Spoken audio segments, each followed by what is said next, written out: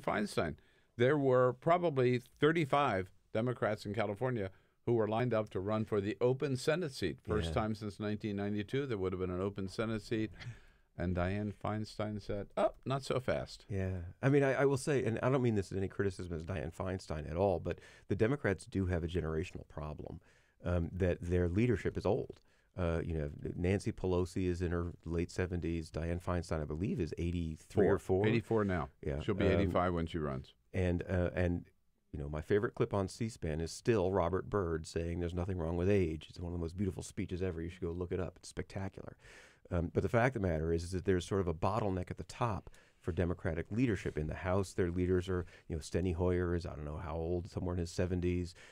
Jim Clyburn is somewhere in his 70s. I think Clyburn, Steny, and Nancy are all the same age. Maybe Steny's a year younger. And no fault to them, and not complaining about their work. And you got to say, Steny Hoyer's 78, by the way. He's almost 80. Okay, yeah. But you got to say also, they are.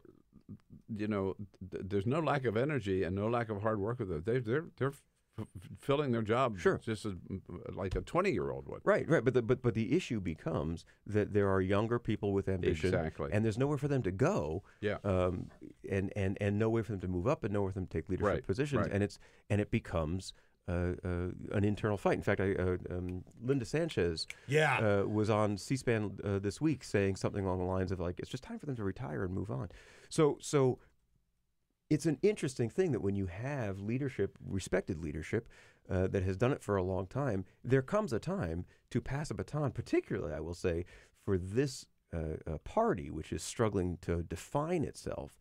One of the challenges they have is defining themselves around a prior generation's battles.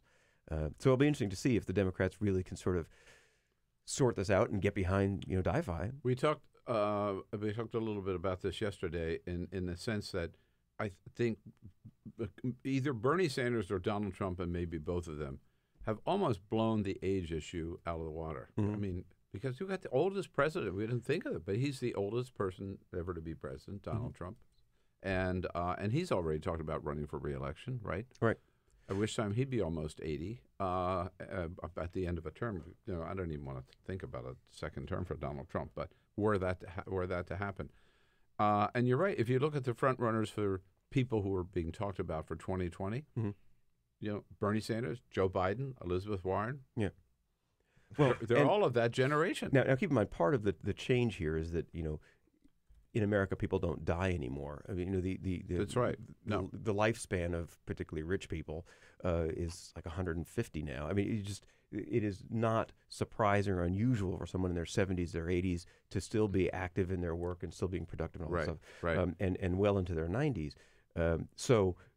But it does create this really interesting generational problem.